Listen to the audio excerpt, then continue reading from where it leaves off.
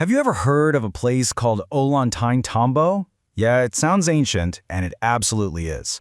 But this place, it's just not that simple. It's so much more than just another set of ruins. It's a story, carved right into the side of a mountain, with not just one, but a bunch of really complex identities. I mean, just look at it. It's this incredible mix of things. On one hand, it was a super luxurious retreat for an emperor. Then it became the scene of this epic, last-ditch battle against the conquistadors. And, get this, it's also a living, breathing town today. People are literally living their lives surrounded by these ancient Inca walls. So, you gotta wonder, right? How did one single place become all these different things? How does it go from being a symbol of pure power to a fortress of rebellion, and then end up as this living connection to the past? Well, that's what we're gonna do. Let's peel back the layers and see what makes Ollantaytambo tick.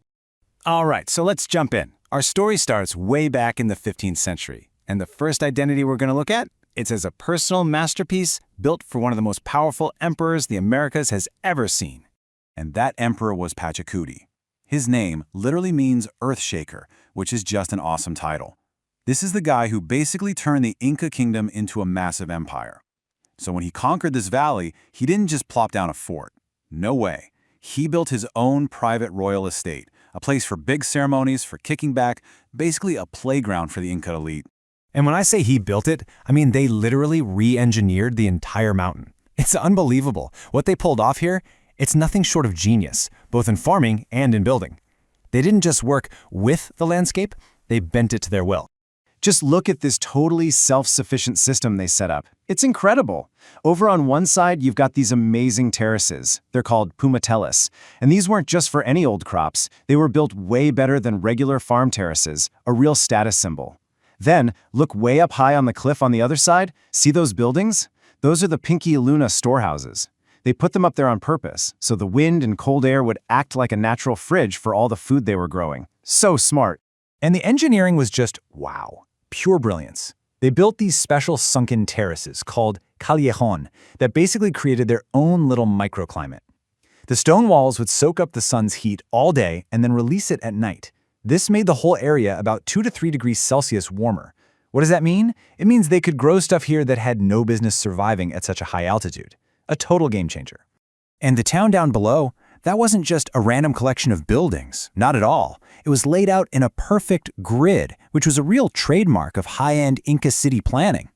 And we're not talking about simple huts here. No, these were walled-in family compounds called conchas, basically mansions for the empire's elite, all set up with incredible precision.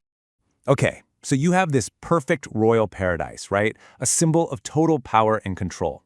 But that whole identity was about to be completely flipped on its head, forged in the fires of war. This place was about to become the last great fortress for the Inca resistance. And man, things changed fast. For almost 100 years, this place was all about peace and fancy ceremonies. Then, boom, 1536, the Spanish conquer the Inca capital, Cusco, and just 1 year later, a young emperor, Manco Inca, turns Ollantaytambo into his personal fortress, the brand new capital of a desperate rebellion. So all those beautiful terraces that were built for growing special crops, they suddenly became an incredible military defense system. Manco Inca's warriors had the ultimate high ground, and they just rained down arrows and stones on the Spanish forces, led by Hernando Pizarro, as they were trying to scramble up from the valley floor. Now, the Spanish, they were pretty cocky. They had their horses, their steel armor. They figured they could just charge right up the terraces. But Manco Inca had a secret weapon, and it wasn't stone or arrows. It was water. The strategy was just genius. First, he let the Spanish cavalry get comfortable on the flat ground at the bottom of the fortress. He lured them right in. Then, at just the right moment, bam! His men opened these channels they had already dug, and they diverted the whole Urubamba River. The entire plain flooded. The Spanish horses, their biggest advantage, got stuck in the mud. They were totally useless. It forced them into this embarrassing retreat. It was one of the very few times the Inca scored a major victory against the Spanish. But even after that amazing win, Manco Inca was a realist. He knew he couldn't hold that spot forever. The Spanish were definitely coming back, and next time, they'd bring a much bigger army. So he made a tough call. He decided to abandon the fortress and pull back, deeper into the jungle. to a place called Vilcabamba. And just like that, Ollantaytambo was left behind. And that retreat, it leads us directly into the next big chapter of this place's story. This time, it's a huge mystery, a puzzle that's literally frozen in stone, right up there on the Temple Hill.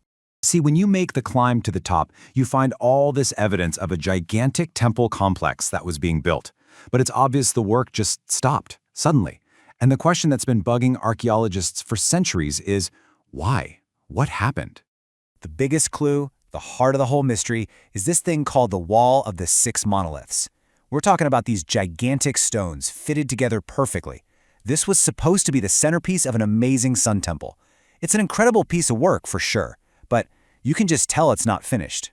And what's even crazier are these things called the piedras cansadas, which translates to tired stones. And that's exactly what they look like. They're these huge boulders, some weighing tons and tons, that were just left right in the middle of their journey. They're on the roads, on the ramps, sitting halfway up the hill, just abandoned on their 5-kilometer trip from the quarry. It is literally like the stonemasons just dropped their tools in the middle of the day and walked off the job. So what gives? There are a few big theories. Maybe it was the chaos from the Inca Civil War between the two brothers, Huáscar and Atahualpa, right before the Spanish showed up. Or did the Spanish conquest itself just stop everything dead in its tracks? Or, maybe just maybe, the work stopped the very second Manco Inca decided to retreat. There's even a wilder idea that this work is way older than the Inca, maybe from an even earlier civilization like the Tiwanaku. For now, the stones are keeping their secrets. Which brings us to the last and maybe the most incredible identity of this place, the one that's happening right now as we speak. Because Ollantaytambo isn't just a ruin, it's a home. And this, right here, is what makes this place so special. Unlike Machu Picchu, which was totally abandoned and lost for hundreds of years, this town never died out. People have been living here, without a break, since the 15th century. Just think about that. That makes it one of the oldest continuously lived-in places in all of South America. And you can feel that connection between the past and the present everywhere. You look up and you see these epic, massive ruins looming over the town.